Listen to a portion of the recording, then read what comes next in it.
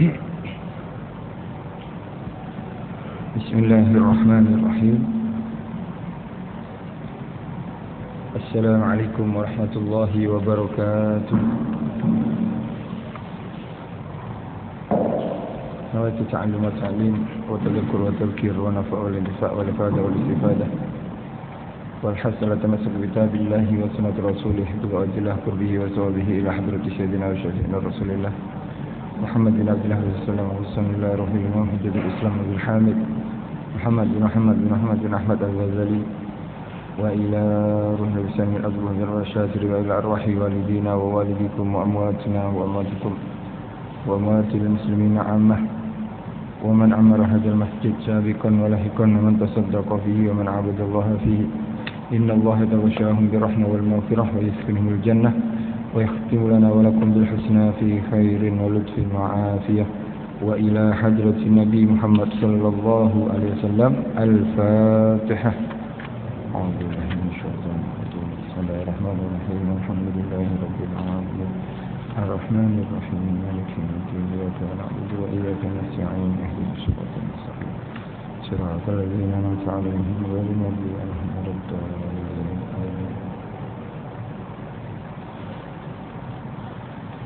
Alhamdulillahilladzi hadana li hada wa ma kunna linahtadiya laula an hadana Allah. Allahumma salli wa sallim ala sayyidina Muhammadin miftahi babi rahmatillah adada ma fi 'ilmillah. Salatan wa salaman daimain bi dawami mulkillah wa ala alihi wa sahbihi wa mawalah. Wa la hawla wa la quwwata illa billah. Rabbi shrah li sadri wa yassir li amri wahlul 'uqdatam min lisani yafqahu qawli. Amma ba'du.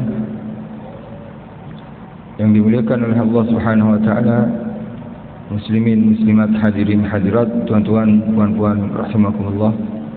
Insyaallah pada waktu yang mulia ini, di tempat yang mulia, di rumah Allah Subhanahu wa taala, sambil kita beriktikaf di masjid ini, di Masjid At-Taqwa, dan juga kita sambil menunggu masuknya waktu Isyak, insyaallah kita akan teruskan. Kita sambung kembali perkongsian kitab Ayyuhal Walad, yakni nasihat-nasihat Al-Imam Ghazali. Sebelum ini sudah kita kongsikan mengenai sabda Rasulullah sallallahu alaihi wasallam kepada salah seorang sahabatnya. Nabi bersabda, "Ya fulan, la tuksirin nauma bil-lail, fa inna kasratan naumi bil-lail yad'u sahibahu faqiran yaumal qiyamah." Artinya, wahai si fulan, Nabi berkata pada salah seorang sahabatnya, wahai si fulan, janganlah engkau terlalu banyak tidur di waktu malam. Nabi melarang sahabat ini untuk lebih tidur di waktu malam. Bukan dilarang tidurnya, tapi dilarang memperbanyak tidur. Sebab Nabi faham manusia semuanya secara keseluruhan, secara kebanyakan ini memerlukan tidur. Memerlukan tidur. Tidur, makan, minum, ini sama keperluan kepada kita. Sama dengan udara yang kita akan bernafas dengan udara itu sendiri. Janganlah engkau terlalu banyak tidur di waktu malam. Akibatnya apa? Kerana terlalu banyak tidur di waktu malam itu menjadikan seorang itu akan fakir di hadapan Allah Subhanahu wa taala di hari kiamat nanti.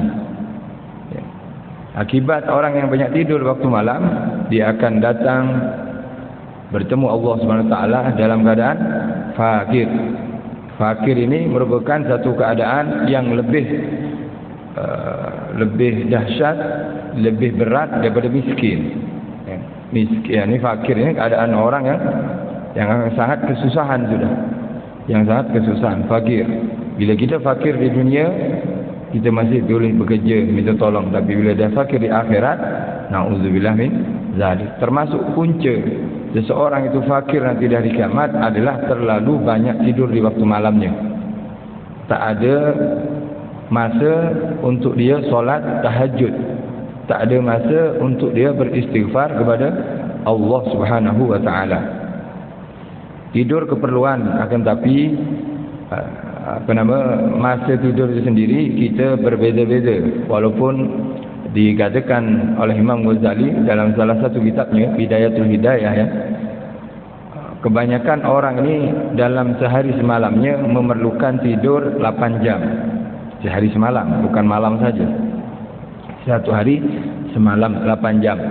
Tapi Imam Ghazali juga mengingatkan, bila seseorang ini istiqamah, dia selalu tidur 8 jam setiap hari, maknanya dia telah habiskan harinya atau menghabiskan sepertiga harinya untuk tidur. Jadi kalau dia hidup dalam 9 tahun, tidur setiap harinya 8 jam, maknanya dia telah tidur 3 tahun. Sepertiga daripada 9, 3 tahun. Bila dia 15 tahun dia buat benda ni, maknanya dah tidur 5 tahun. Yang ni 15 tahun usianya, tidur 8 jam setiap harinya, maknanya yang 5 tahun dia buat tidur. Bila 60 tahun istiqamah 8 jam, sepertiga daripada 60, 20 tahun. Masya Allah sudah. Ini untuk pemula sebetulnya kata Imam Ghazali, untuk pemula 8 jam. Tapi kita kena latih, bahasanya tidur kita boleh kita ini puas tidurnya kurang daripada 8 jam. Bahkan ada orang sampai sekarang ya yang tidurnya hanya 3-4 jam sahaja waktu malam. Kalau kita nak tahu kita dah puas tidur ke belum, cuba kita tidur awal sikit, pukul 10, pukul 11. Pukul 10 atau pukul 11. Pukul 10 tak boleh Ustaz, balik daripada surau masjid saja dah 9.30. Belum nak buat kerja rumah lagi, atau mungkin pukul 11 kita tidur. Nanti pukul 11 kita tidur, kemudian kebanyakan akan terjaga pukul 4 atau 4.30 seperti itu. Bila kita otomatik terjaga sendiri, bukan kerana bising, bukan kerana mimpi hantu misalnya. Ada orang mimpi hantu terjaga juga dia. Takut je dia. Tak, dia terjaga sendiri, itu tanda kita ni dah puas tidur. Dah kenyang tidurnya. Jadi tanpa melihat berapa jam kita sudah tidur, tanpa melihat itu, kalau kita dah tidur malam, kemudian otomatik kita terjaga sendiri, maknanya dah kenyang sudah. Kalau dah kenyang, jangan paksa. Sama dengan orang makan nasi satu pinggan, memang dia dah satu pinggan ni dah kenyang, tapi paksa juga makan, tambah cendolnya, tambah pisang gorengnya, muntah jadinya, jadi penyakit. Seperti itu juga orang kalau dah jaga malam, Allah kejut dia, Allah bangunkan dia, bangun menghadap Allah Subhanahu Wa Taala. 4.30 sudah bangun, dia terus ambil apa? Bukan ambil periuk nak masak Maggi Kalau budak tahfiz atau budak asrama selalunya ambil masak Maggi. Tak, bukan fikir makanan, terus ambil wuduk, ambil sembahyang, kita solat. Kita solat, kita baca Quran, kita zikir kepada Allah. Nanti kalau pukul 5 atau pukul 5 lebih ngantuk, tidur balik, tak ada masalah. Janji kita ada bahagian daripada malam kita terjaga dan kita tadarruk menghadap Allah Subhanahu Wa Taala. Jangan tak ada langsung. Ini yang dikatakan oleh Rasulullah SAW. Jangan kalian memperbanyak tidur di waktu malam. Allah jaga, Allah kejut dia, Allah bangunkan dia, dia sudah jaga zikir kepada Allah. Termasuk yang disabdakan Rasulullah, puasa yang paling afdal adalah puasa Daud. Hari ini puasa, esok tak puasa, kemudian puasa balik. Dan qiyamul lail, solat malam, ibadah malam yang paling afdal adalah qiyamnya Nabi Daud. Macam mana seperti apa qiyamnya Nabi Daud? Nabi buat juga. Yakni Nabi tidur di awal malam, kemudian Nabi solat tahajud pukul 2 atau 3, sampailah nanti subuh bagi setengah jam, Nabi tidur balik. Waktu subuh dikejut oleh Bilal. Jadi tidur, kemudian bangun, berapa jam solat Rasulullah SAW, kemudian dia tidur balik. Ini termasuk riwayat yang kita boleh dapatkan dalam kitab Syama'ilul Muhammadiyah, yakni keseharian atau kepribadian baginda Nabi Muhammad SAW. Tak ada hal, walaupun afdalnya seandainya ada orang solat tahajud pukul 5, 4:30 dah bangun, pukul 5 dia solat tahajud. Dia tak buat apa je, Ustaz, merenung. Ya, wallahu a'lam, merenung kerana apa? Dia tak buat apa. Sampai apa? Sambil dia menunggu waktu subuh. Sampailah subuh dia terjaga. Merenungnya dia, diamnya dia bukan maksiat. Merenungnya dia, diamnya dia ditulis ibadah oleh Allah SWT. Oleh Allah Subhanahu wa taala. Alhasil kita lepas solat tahajud nak tidur tak ada halangan. Ya, tak ada larangan. Juga tak tidur pun afdal kalau mampu. Tapi ada sebagian orang yang mudah ngantuk. Seperti kita ni bangun, kalau untuk makan kita segar. Tapi kalau untuk solat kita ngantuk cepat. Ngantuk je cepat. Alhasil yang penting ada solat tahajudnya supaya tidak fakir nanti di hari kiamat. Tak ada orang yang dapat menolong kita sudah kalau sudah hari kiamat. Ini melainkan amalan yang kita laksanakan, kita tunaikan, kita buat di dunia ini. Mungkin bertanya-tanya, macam mana Ustaz saya boleh fakir? Saya kan sedekah di dunia. Saya solat 5 waktu di dunia. Saya solat duha. Saya solat di waktu siang. Macam mana saya boleh fakir? Memang bukan semuanya. Dikarenakan apa? Dikarenakan amalan kita seperti yang sudah kita kongsikan itu susah nak ikhlas 100% daripada Allah Subhanahu wa taala. Sebab punca orang tak diterima amalnya adalah kerana dia menyekutukan amal tersebut untuk Allah dan untuk makhluknya. Ada orang yang suka pergi umrah, buat ibadah, buat sedekah, buat amal. Apa tujuannya? Manusia nak dapat nak dapat undi contohnya, nak dapat nama. Tak apa, saya tak dapat pahala pun tak apa. Janji saya dapat nama orang, dapat perhatian orang, dapat diundi. Ini adalah sifat nifaq ya. Nampaknya ibadah tapi lala sekali bukan kerana Allah Subhanahu wa taala. Ini termasuk orang yang masih celaka. Sebagaimana Nabi Muhammad sallallahu alaihi wasallam bersabda, "Innan nasa halka illal alimun wal alimuna halka illal amilun wal amiluna halka illal mukhlisun wal mukhlisuna ala khatarin azim." Kebanyakan manusia dalam merbahaya kebinasaan, dalam ancaman kebinasaan. Seperti Allah berfirman, "Innal insana lafi khusrin." Sesungguhnya manusia adalah dalam satu kerugian. Nabi bersabda, sesungguhnya seluruh manusia ini dalam bencana atau dalam ambang merbahaya kebinasaan, melainkan orang-orang alim, orang tahu tentang agamanya, tahu cara solatnya, tahu cara wuduknya. Orang alim juga akan celaka dalam ambang kebinasaan, melainkan orang yang beramal. Ilmu saja tak cukup, seperti yang sudah kita kongsikan, perlu ada amal, praktik daripada ilmu itu sendiri. Orang beramal juga kemungkinan dalam ancaman kebinasaan juga, melainkan orang yang ikhlas. Orang yang ikhlas. Orang yang ikhlas juga masih berada di tempat yang berbahaya. Macam mana orang ikhlas masih berbahaya ni Ustaz? Ini ada sangkutannya. Yang pertama kita tingkatan tadi, sambungan dengan tingkatan tadi, ada orang beramal untuk manusia, 100% untuk manusia. Saya beramal ni biar orang masuk nanti saya ni surat kabar, TV, apa semuanya, berita untuk manusia. Allah tak bagi pahala pun tak ada masalah. Baik. Yang kedua, ini paling parah ni sudah, paling teruk. Yang kedua adalah dia menyekutukan Allah. Dia ibadah, ya ibadah saya ya untuk Allah, juga untuk manusia lah, setengah-setengah. Ini pun sama, dalam kebinasaan juga, dalam kerugian juga. Dan Allah ini paling cemburu bila disekutukan. Allah ini paling cemburu bila disekutukan. Allah tak nak ada sekutu. Bila awak nak ibadah ya 100% untuk saya. Tapi kita kadang ibadahnya mengikut pandangan manusia. Okey, yang pertama kita selamat, tak 100%. Yang kedua 50-50. Setengah untuk manusia, setengah untuk Allah. Kita insya-Allah selamat. Berikutnya, adakah kita selamat? yakni kata termasuk kata Imam Ghazali juga ya. Bila di keadaan ramai, di hadapan orang ramai, ibadah kita agak banyak dan semangat. Tapi bila dalam keadaan sunyi, sepi di rumah, kita tak buat ibadahnya. Ini termasuk tanda orang kurang ikhlas.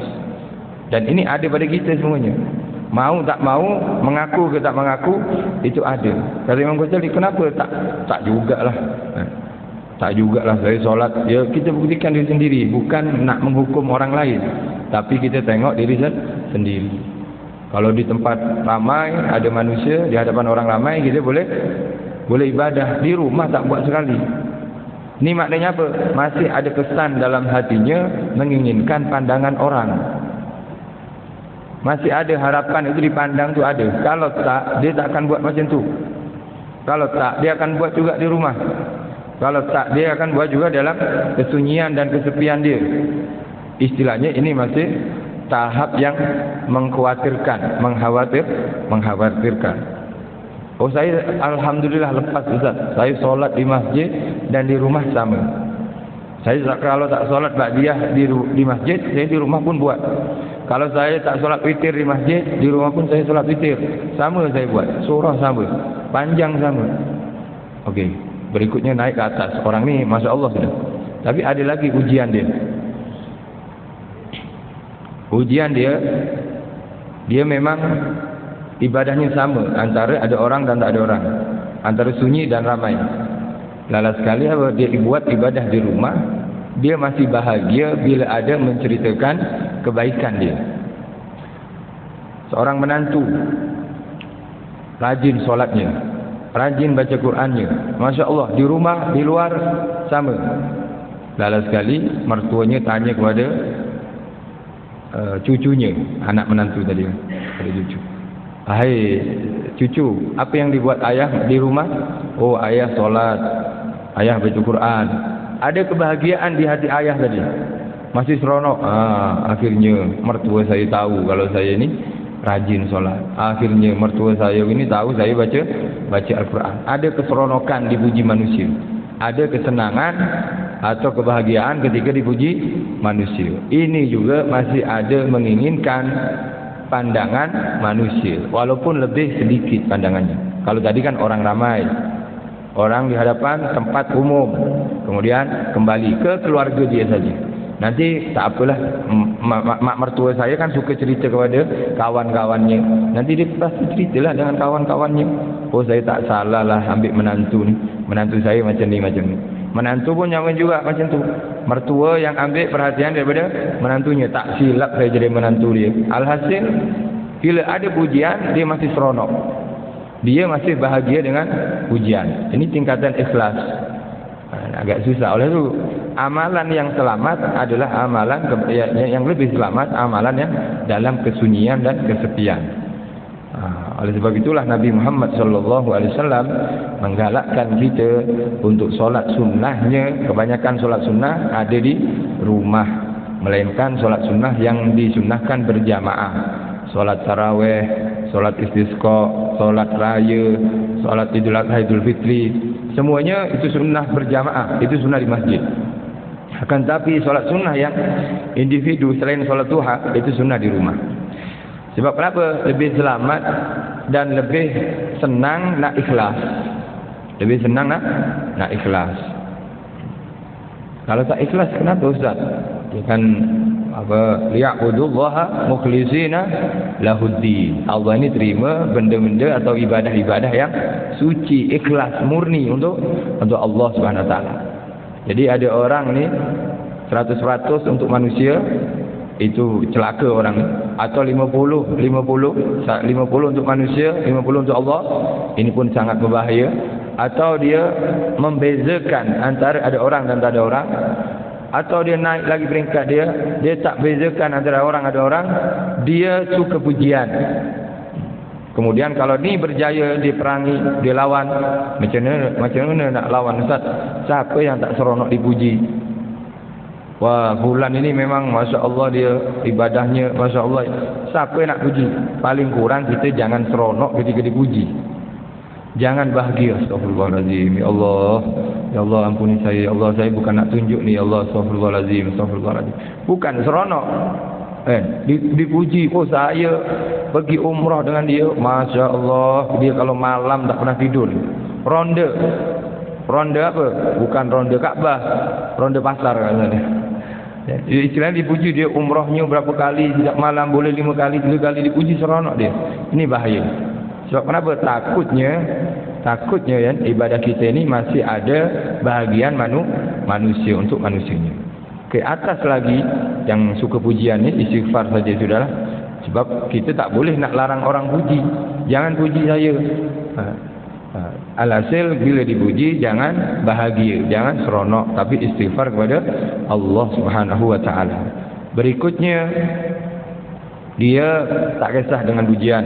Ada lagi ancaman di sini. Apa dia?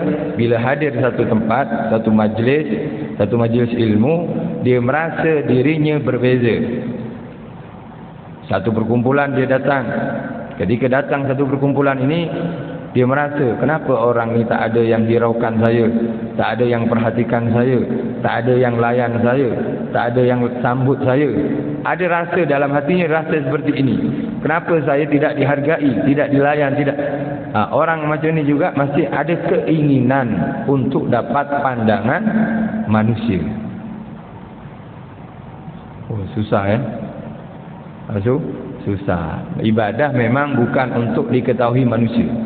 Ibadah apa saja yang kita buat, ibadah perkataan kita, zikir kita, Al-Quran kita, ibadah perbuatan kita, solat, sedekah, semuanya, kalau boleh sorokkan semuanya. Cukup Allah yang mengetahuinya. Melainkan kita untuk memberi contoh kepada anak-anak kita, atau pelajar kita, atau jamaah kita yang memang dia akan ikut kita. Kalau jamaah yang tak nak ikut, tak nak tunjuk saja, nantinya jatuh kepada berbahaya, kepada ancaman tadi. Jadi yang terakhir ni yang agak susah, merasa dirinya berbeza dengan orang lain. Kenapa orang ni tak layan semuanya, tak layan saya semuanya?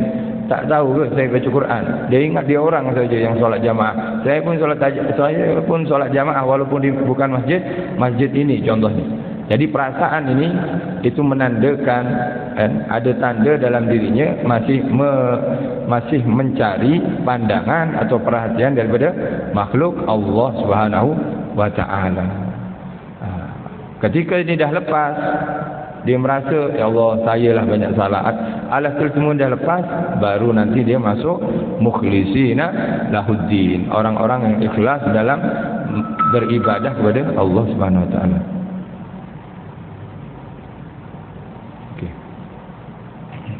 Oleh itu Nabi Muhammad SAW untuk kita tidak hanya melaksanakan ibadah di hadapan ramai, solat jamaah Ustaz.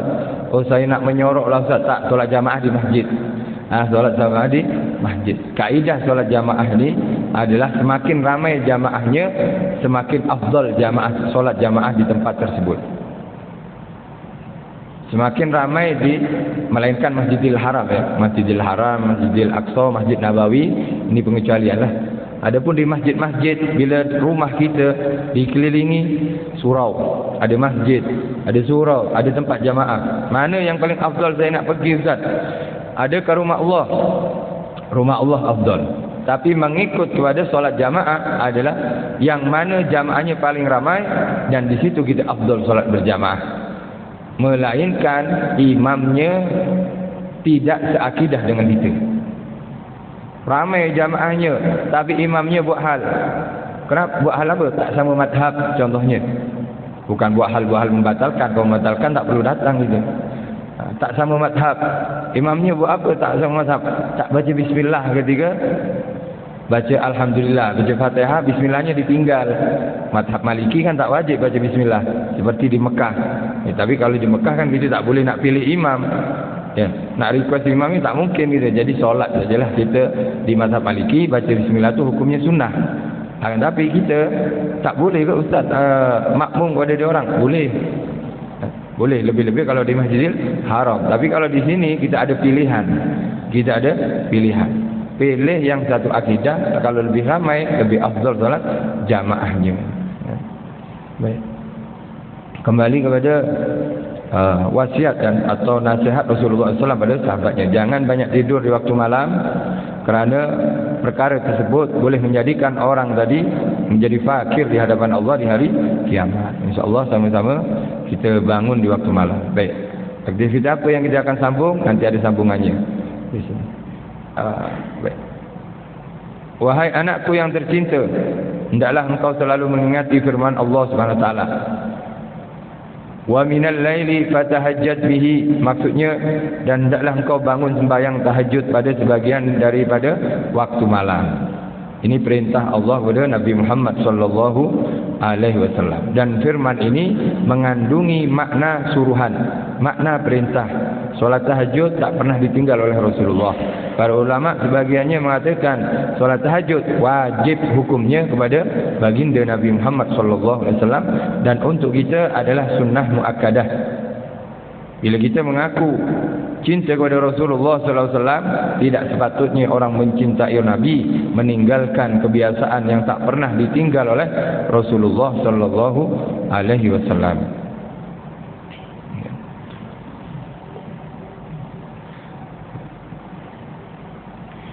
Dan Allah juga berfirman, wabil asharihum yastaghfirun. Maksudnya, dan di waktu sahur mereka sentiasa beristighfar akan Allah Subhanahu wa taala, dan firman ini mengandungi makna syukur. Selepas solat tahajud nak buat apa? Salah satunya adalah beristighfar kepada Allah Subhanahu wa taala. Istighfar banyak jenisnya, boleh kita astagfirullah, astagfirullah, astagfirullah. Adapun faedahnya kita boleh rujuk dalam Al-Quran, boleh rujuk daripada sabda Nabi Muhammad sallallahu alaihi wasallam. Orang yang nak diturunkan hujan baca istighfar.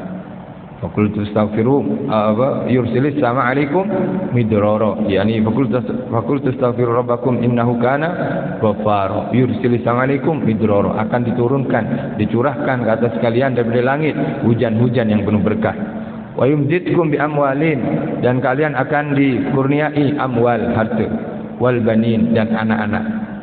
Termasuk cara nak mendapatkan anak adalah memperbanyak istighfar di waktu sahur. Siapa yang cakap Ustaz? Allah yang berfirman, wa yumditkum bi amwalin wa banin wa yaj'alakum jannatin wa yaj'alakum anhara. Jadi Allah akan memanjakan dia dengan amwal, harta. Lepas ada harta, ada anak. Maknanya ada anak langsung Ustaz? Tak, kahwin dululah. Kahwin baru ada anak. Artinya apa? Artinya orang yang susah nak dapat jodoh, perbanyak istighfar di waktu sahur.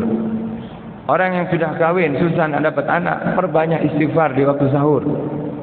Allah berjanji dan Allah tak akan mengingkari janji. Na'udzubillah min zalik. Maha suci Allah daripada mengingkari janji. Allah berjanji, siapa yang istighfar, ucapkan istighfar ni lebih-lebih di waktu sahur, pasti dapat harta. Susah nak kerja, susah nak dapat harta, istighfar banyak-banyak. Jangan kita setakat pusing-pusing office ni, pejabat ni, office sana, pejabat ni, nak kita lama kerja, cari kerja apa semua. Tak, bangun malam, letak borang-borang kita nak hantar kerja ni, letak dulu depan kita, bangun waktu sahur, solat tahajud, minta kepada Allah. InsyaAllah Allah beri kemudahan dalam kerjanya, beri keberkatan dalam hartanya nanti, dan dimudahkan dalam harta. Susah nak dapat pasangan, istighfar di waktu sahur. Susah nak dapat anak, Allah berjanji istighfar di waktu sahur akan dapat anak. Masya Allah. Kemudian istighfar mana satu Ustaz? Mana-mana istighfar. Janji kalau kita istighfar bukan zakat cakap saja, ucapan saja, tapi resapi dengan hatinya. Resapi dengan hati, khusyuk, hadir hati kita. Astagfirullah, astagfirullah. Apa dosa kita? Minta ampun kepada Allah. Ya Allah, banyak dosa. Ya Allah, astagfirullah, minta ampun. Astagfirullah. Astagfirullah saja tak ada masalah. Astagfirullahalazim, astagfirullahalazim, astagfirullahalazim. Atau kita kurang, Astaghfirullahaladzim alladzi la ilaha illa huwal hayyul qayyum wa atubu ilaih. Astaghfirullahaladzim alladzi la ilaha illa huwal qayyum wa atubu ilaih. Istighfar. Atau kita baca Sayyidul Istighfar. Sayyidul Istighfar yakni penghulu daripada istighfar. Ini digalakkan untuk kita paling kurang sehari dibaca 2 kali. Penghulu istighfar. Allahumma anta rabbi la ilaha illa anta khalaqtani wa ana 'abduk wa ana 'ala ahdika wa 'ahdika mastata'tu a'udzubika min syarri ma sana'tu abu laka bi nikmatika alayya wa abu bi dhanbi faghfirli fa innahu la yaghfiru dzunub illa anta. Ini Sayyidul Istighfar bila dibaca di pagi hari, kemudian orang ni tak panjang usianya, tak panjang umurnya, meninggal di waktu siang, Allah jadikan dia ahli surga. Bila dibaca waktu malam, permulaan malam, maghrib atau lepas isya, dibaca Sayyidul Istighfar ni satu kali, dia tak umur panjang atau ajalnya tiba di waktu malam tersebut, maka Allah akan tulis dia jadi ahli surga. Ini Sayyidul Istighfar. Dibaca di waktu sahur, afdal minimum kita baca sehari dua kali, seperti makan obat. Kalau obat menyihatkan badan zahir kita, tapi kalau istighfar ini menyelamatkan dan memberi jaminan kepada akhirat kita, insya-Allah. Tapi orang ni tak solat, Ustaz. Kerja dia istighfar, Sayyidul Istighfar dibaca. Solat dia tak solat. Saya tengok dia asyik duduk lepak di kedai mamak tu. Maghrib dia lepak, subuh pun dia lepak, sampai israf. Orang iktikaf dia lepak kat sana. Tengok apa? Tengok bola, tengok macam-macam dia tengok.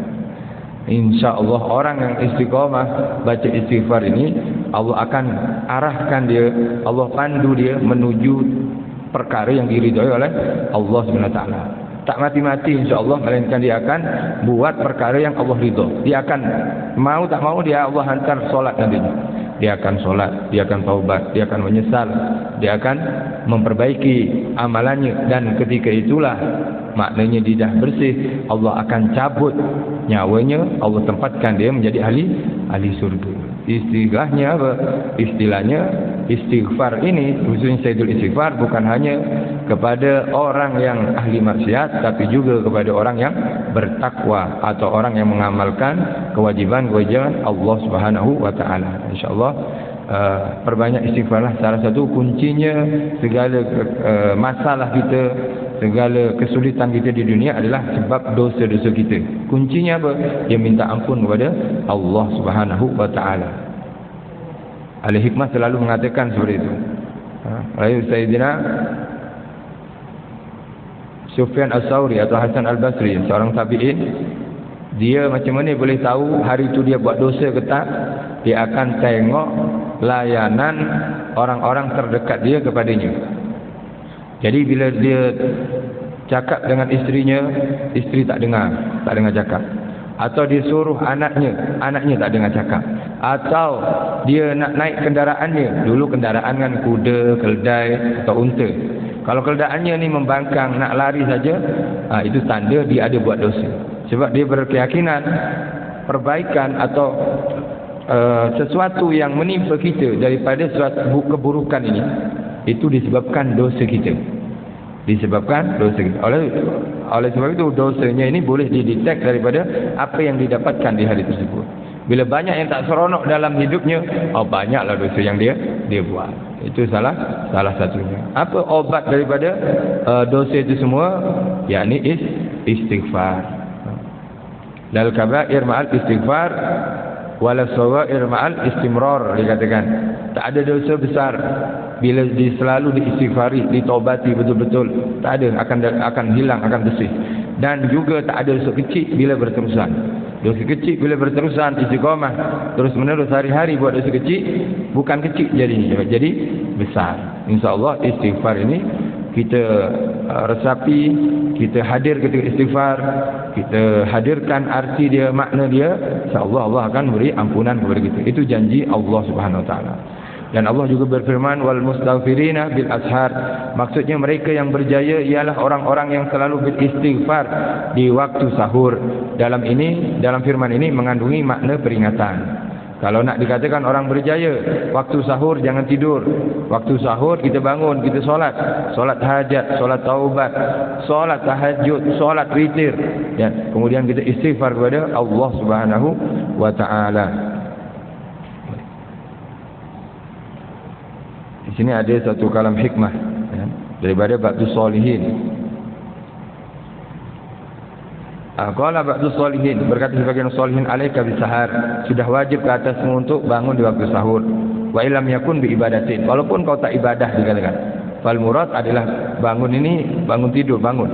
Fa in istata'ta alla takuna akhirul lail illa mustaqidun faf'al. Bila kau tak nak mampu nak solat, sebab kenapa saya tak solat? Sebab saya uzur.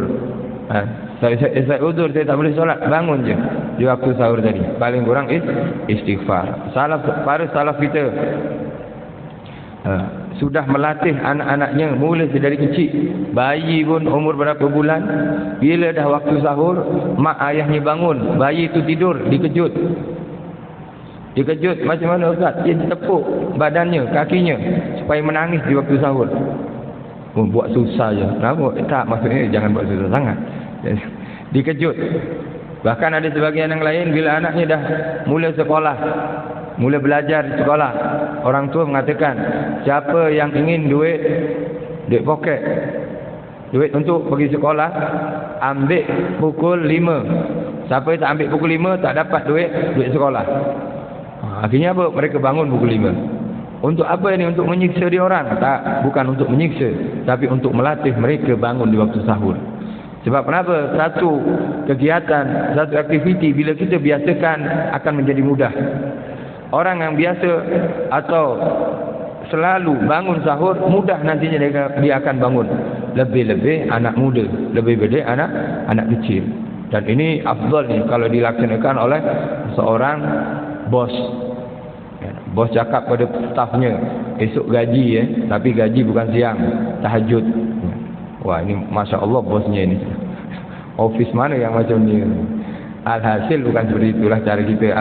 Lebih mana yang kita mampu. Mula-mula diri kita, kalau dah bangun seorang suami, kejut isterinya. Isteri bangun, kejut suaminya. Allah, dua pasangan seperti ini dapat doa khusus daripada Nabi Muhammad sallallahu alaihi wasallam. Semoga Allah merahmati seorang suami yang mengejut isterinya, ya. Dan semoga Allah merahmati seorang isteri yang mengejut suaminya. Sama-sama dirahmati. Ketika suami isteri dah bangun, kejut anak-anaknya. Kejut anak-anaknya dengan cara yang terbaiklah. Jangan sampai kalau saya kejut, marah anak saya, Ustaz, durhaka Ustaz, cakap kasar dengan saya, keji ucapannya. Kalau macam ni jangan kejut. Sebab akan buat dosa pula nantinya. Buat perjanjian yang mana yang baik, yang kita buat, kita menginginkan yang terbaik, tapi gunakan cara yang terbaik juga, insya-Allah. Kadang orang nak baik tapi caranya salah. Nak baik tapi caranya salah. Baik. Telah bersabda Nabi Muhammad sallallahu alaihi wasallam, "Salasu aswatin yuhibbullahu ta'ala, sautud diki wa sautul ladzi yaqra'ul Qur'an wa sautul mustaghfirina bil ashar." Artinya Nabi bersabda, ada 3 suara yang sangat dicintai oleh Allah Subhanahu wa taala. 3 suara. Suara apa? Suara penyanyi. Suara K-pop bukan. Suara sedap bukan. Suara besar, suara keras, suara perlahan tak. 3 suara ni. Apa yang pertama? Suara ayam jantan yang berkokok. Ayam jantan pula Ustaz. Ini sabda Rasulullah lah. Kenapa ayam jantan? Sebab ayam jantan berkokoknya dia istiqamah. Ayam jantan ni berkokok 2 kali, ada yang 3 kali. Berkokok yang ni ketika waktu sahur dan berkokok ketika waktu subuh.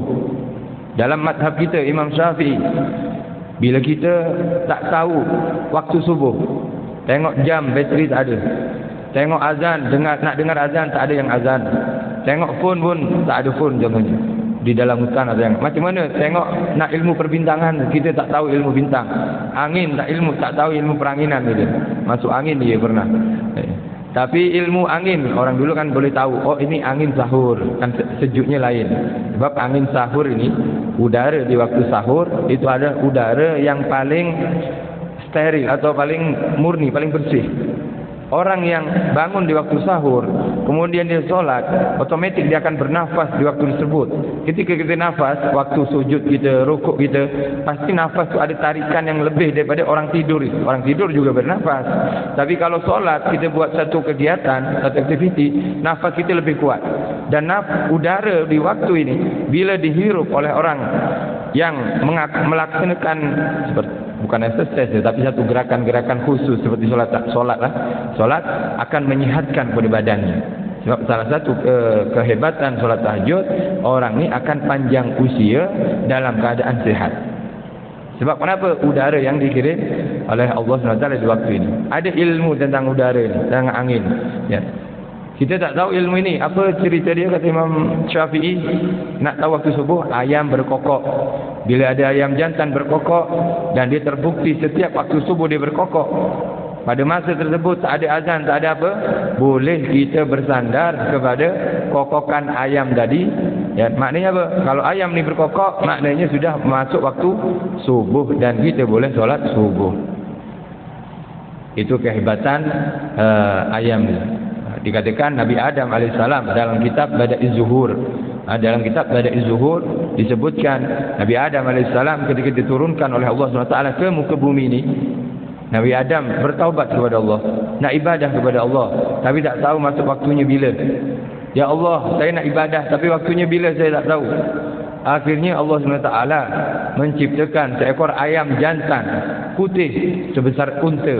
Dalam kitab ini disebutkan, dalam kitab Bada'iz Zuhur, sebesar unta ayam ni, yang mana ayam ini mendengar tasbih malaikat ketika waktu subuh di Arsy, sehinggalah ketika dia mendengar tasbih malaikat di sana, dia akan berkokok juga. Dia akan berkokok juga. Ketika itulah Nabi Adam tahu masuk waktu subuh. Dalam hadis Rasulullah pun ada mengenai ayam ni. Nabi bersabda, "Idza sami'tum fi haddik fas'alu minallahi min fadlih fa innahu yaral malaikah yaral malakan. Fa idza sami'tum nahigal himar fasta'id billah minasyaitan fa innahu yaral syaitan." Yani bila kalian mendengar ayam jantan berkokok, maka mintalah kepada Allah kekurniaan Allah, fadl minallah, pemberian Allah, mintalah kepada Allah. Kenapa? Sebab ayam jantan dapat ketika itu melihat malaikat.